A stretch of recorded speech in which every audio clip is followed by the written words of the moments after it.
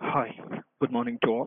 So இன்னைக்கு நம்ம October 13, 2020 முக்கியமான நியூஸ் என்ன அப்படிங்கிறத மட்டும் பார்க்க போகிறோம். நியூஸ் பேப்பரில் வந்திருக்க முக்கியமான ஈவெண்ட்ஸ் கொஞ்சம் லிஸ்ட் அவுட் பண்ணி நான் சொல்லியிருக்கேன்.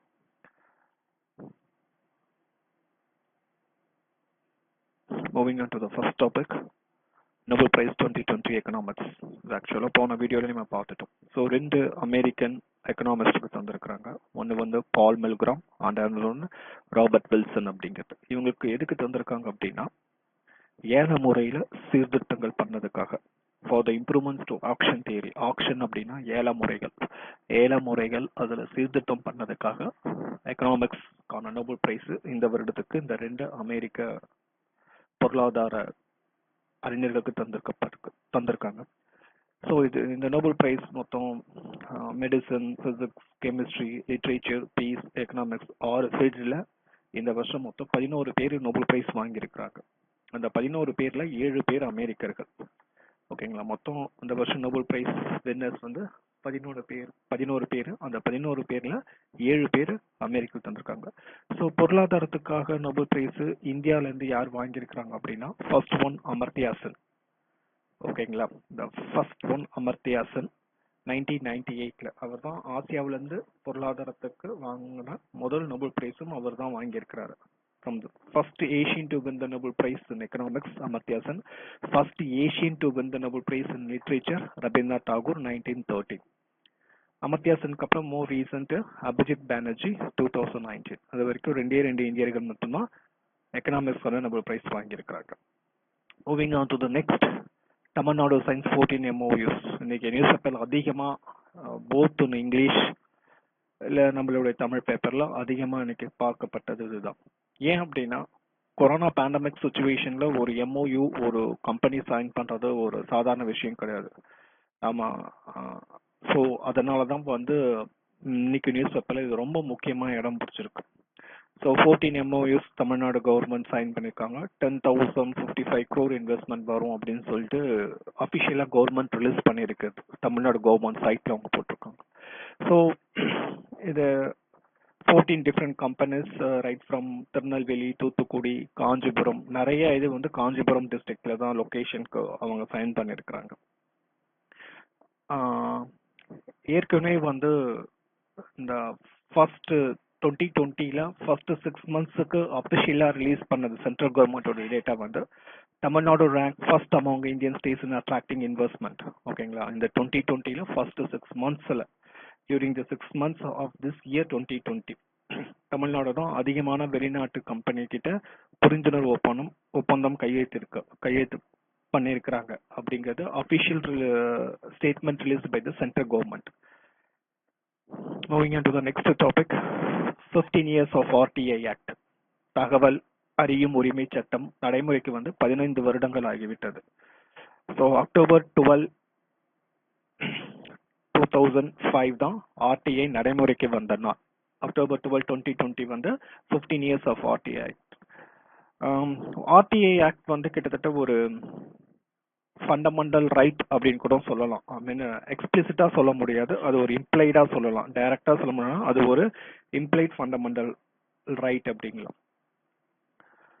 ஸோ இப்போ RTIல எல்லா தகவலும் வந்துருமா அப்படின்னு கேட்டா அது கொஞ்சம் கொஸ்டின் மார்க்கான கொஸ்டின்ஸ் தான். அது கொஞ்சம் கேள்விக்குறியானது தான். ஏன் அப்படின்னா, private companies does not fall under RTI ப்ரிவியூவில் வரல.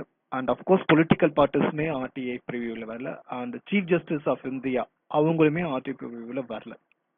ஸோ இன் டெமோக்ராட்டிக் கண்ட்ரி இதில் ப்ரோஸ் அண்ட் கன்ஸ் பார்த்தீங்கன்னா, டெமோக்ராட்டிக் கண்ட்ரியில் வந்து everyone should be addressable அப்படிங்கிறது சொல்றது. ஸோ இது RTIயோட மைனஸ் கூட சொல்லலாம் அப்படிம்பாங்க. எல்லாருமே RTIக்கு பதில் சொல்லி ஆகணும் அப்படிம்பாங்க. இன்னொருத்தவங்க அந்த சைடு பேசுறவங்க என்ன சொல்லுவாங்கன்னா, டாப் அஃபிஷியல்ஸ்லாம் சொல்ல வேண்டிய அவசியம் கிடையாது அப்படின்னா, சின்ன சின்ன விஷயத்துக்கும் இவங்க வந்து அதை ஒரு பெரிய இஷ்யூ ஆக்குவாங்க, மீடியா வந்து சுத்தமாக ஹைப் பண்ணிடுவாங்க, சென்சேஷனல் இஷ்யூ ஆக்குவாங்க அப்படின்னு சொல்றது. ஸோ RTI ஆக்ட் வந்து freedom of information act 2002 replace பண்ணி தான் RTI act. So RTI amendment act 2019 பண்ணியிருக்காங்க. 2019 RTI சட்ட சீர்திருத்தம் பண்ணியிருக்காங்க. அதுலேயே கொஞ்சம் நிறைய கான்ட்ரவர்ஷியல்லாம் வந்திருக்குது.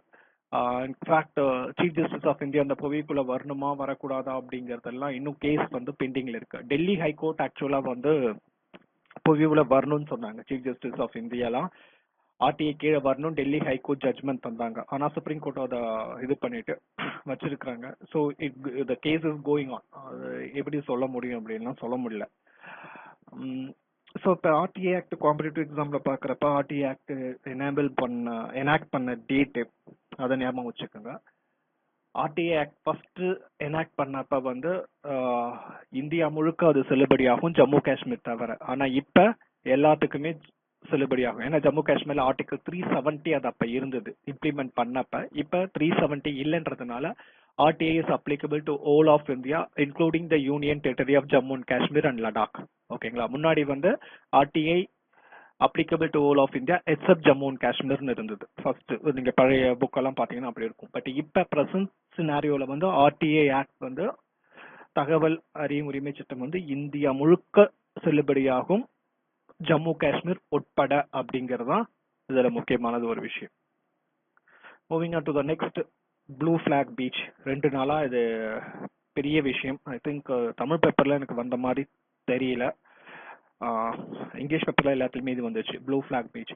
ப்ளூ ஃபிளாக் பீச் அப்படின்னா என்னன்னா, இது ஒரு நான் ப்ராஃபிட் ஆர்கனைசேஷன். ஓகேங்களா? டென்மார்க், யூரோப்பியன் கண்ட்ரிஸ்ல மோஸ்ட்லி டென்மார்க்ல தான் ஹெட் குவார்ட்டர்ஸ் இருக்கு. ஸோ ஒரு பீச் வந்து ஒரு சர்டன் கிரைட்டீரியா மீட் பண்ணியிருந்தாங்கன்னா அந்த சர்டிஃபிகேஷன் தருவாங்க. அந்த சர்டன் கிட்டத்தட்ட ஒரு 33 கண்டிஷன்ஸ் அவங்க வச்சிருக்காங்க. ஓகேங்களா? 33 கண்டிஷன் வச்சிருக்காங்க. ஐ மீன் அந்த தண்ணி நல்லா இருக்கணும், அசுத்தம் ரொம்ப, தண்ணி நல்லா இருக்கணும், disposal facility, first aid box எல்லாமே இருக்கும். நம்ம அந்த ஹாலிவுட் ஃபிலிம்ஸ் எல்லாம் பார்ப்போம்ல, ஒரு பீச் சினாரியோவில் கொஞ்சம் அந்த மாதிரி எல்லாம் பார்க்குறப்ப அந்த மாதிரி எல்லா கிரைட்டீரியாவும் இருக்கும். கிட்டத்தட்ட ஒரு 33 கிரைட்டீரியா அவங்க வச்சிருக்காங்க குவாலிஃபை பண்றதுக்கு. ஸோ அந்த மாதிரி இருக்கிற பீச்சுக்கு எல்லாமே வந்து இவங்க வந்து ப்ளூ ஃபிளாக் சர்டிஃபைட் அப்படின்னு சொல்லி தருவாங்க. அந்த ப்ளூ ஃபிளாக் அப்படிங்கிறது அந்த கீழே அந்த இமேஜ் தெரியுதுல்ல, அந்த மாதிரி தான் இருக்கும் அது. ஸோ இந்தியாவில் நேற்றுக்கு வந்து 8 பீச்சுக்கு வந்து அந்த ப்ளூ ஃபிளாக் சர்டிஃபிகேஷன் தந்திருக்கிறாங்க. கர்நாடகாவில் 2, குஜராத், அந்தமான் நிக்கோபார் ஐலாண்ட்ஸ், ஒரிசா, கேரளா, ஆந்திர பிரதேஷ், அந்த மாதிரி ஒரு 8 பீச்சுக்கு வந்து ப்ளூ ஃபிளாக் பீச் சர்டிஃபிகேட் தந்திருக்கிறாங்க. அது என்னென்ன பீச் அப்படிங்கிறது நீங்க தேடிக்கோங்க. உலகத்திலே அதிகமான ப்ளூ சர்டிஃபைடு பீச் கொண்டிருக்கிற நாடு வந்து ஸ்பெயின் தான். அதுக்கப்புறம் Greece and France. Spain tops the list, Greece and France top 3 countries. இந்தியாவில் ஃபர்ஸ்ட் ப்ளூ சர்டிஃபைட் வாங்கின பீச் வந்து ஒடிசால Chandrabhaga beach, Konark sun temple Konark இருக்கிற அந்த ஏரியாவில் சந்திரபாகா பீச் அப்படிங்கிறது தான் ஃபர்ஸ்ட் இந்தியாவில இருந்து ப்ளூ சர்டிஃபைட் வாங்கினது. இந்தியாவில் இப்போ வந்து 50 ப்ளூ ஃபிளாக் சர்டிஃபைட் பீச்சஸ் இருக்குது. ஓகேங்களா? இந்தியாவில் வந்து இப்போக்கு 50 ப்ளூ ஃபிளாக் சர்டிஃபைட் பீச்சஸ் இருக்குது. ஸோ இதுதான் அந்த 8 பீச்சஸ் அப்படிங்கிறது வந்து என்ன அப்படின்னு பார்த்தோம் அப்படின்னா, ஒரே நிமிஷம் இருங்க.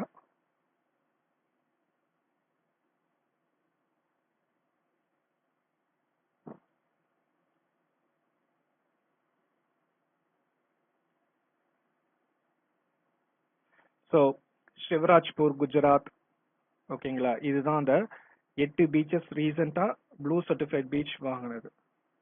சிவராஜ்பூர் Gujarat, Ghoghla Diu Kasaragod, Padubidri Karnataka, Kappad Kerala, Rushikonda Andhra, golden beach Odisha, Radhanagar Andaman Nicobar islands. So இந்த 8 பீச் தான் இப்ப ரீசெண்டா நாம ப்ளூ சர்டிஃபைட் பீச்சஸ் வாங்கினது. Moving on to the next miscellaneous. So இந்த நியூஸ் பேப்பர்ல வந்து first Har Ghar Jal state in India அப்படின்னா என்னன்னா, அந்த ஸ்டேட்ல வந்து எல்லா வீட்டுக்குமே வந்து டேப் கனெக்ஷனும் தண்ணி தந்திருக்கிறாங்க. ஐ மீன் குழாய் திறந்தா எல்லா வீட்லயுமே குடி தண்ணீருக்கான குழாய் இம்ப்ளிமெண்ட் பண்ணிட்டாங்க அப்படிங்கிறது. ஸோ அது ஸ்டேட் வந்து கோவா. ஓகேங்களா? இதுக்கான இந்த ஸ்கீம் இம்ப்ளிமெண்ட் பண்றதுக்கு ஜல் ஜீவன் மிஷன் அப்படின்னு சொல்லிட்டு, ஜல் ஜீவன் மிஷன் JJM அப்படின்னு சொல்லிட்டு யூனியன் கவர்மெண்ட்ல இருக்காங்க. அதுக்கு எல்லா இந்தியாவில் இருக்க அத்தனை வீட்டுக்குமே குழாய் மூலமா தண்ணீர் தரணும் அப்படிங்கிறது தான் அவங்களுடைய எய்ம் அப்படிங்கிறது. So first state to implement achieve that வந்து Goa. And then second one, first smoke tower in the world. Smog அப்படின்னா புகையினால வரக்கூடிய மூடு பனி, அதுதான் ஸ்மோக் பிளஸ் ஃபாக். ஓகேங்களா, ஸ்மோக் புகை, ஃபாக் மூடு பனி. புகையினால வரக்கூடிய ஸ்மோக் டவர் வந்து டெல்லியில உலகத்திலே இதான் முதல் தடவை அது மாதிரி பண்றது. டெல்லியில கானாகட் பிளேஸ் அப்படின்னு சொல்லிட்டு ஒரு இடத்துல டவரை வச்சிருக்கிறாங்க. ஸோ டெல்லி வந்து உங்களுக்கு தெரியும், அந்த vehicle pollution, one of the most polluted country in the world. அடிக்கடி இந்த மாதிரி பிரச்சனை வரும் டெல்லியில. ஸோ ஃபர்ஸ்ட் ஸ்மோக் டவர் இந்த வேர்ல்டு வந்து டெல்லியில ஸ்டார்ட் பண்ணியிருக்காங்க. With this, I'm ending for today's video. Thank you. Give your valuable suggestions and feedback. Thank you. Have a good day. Be safe.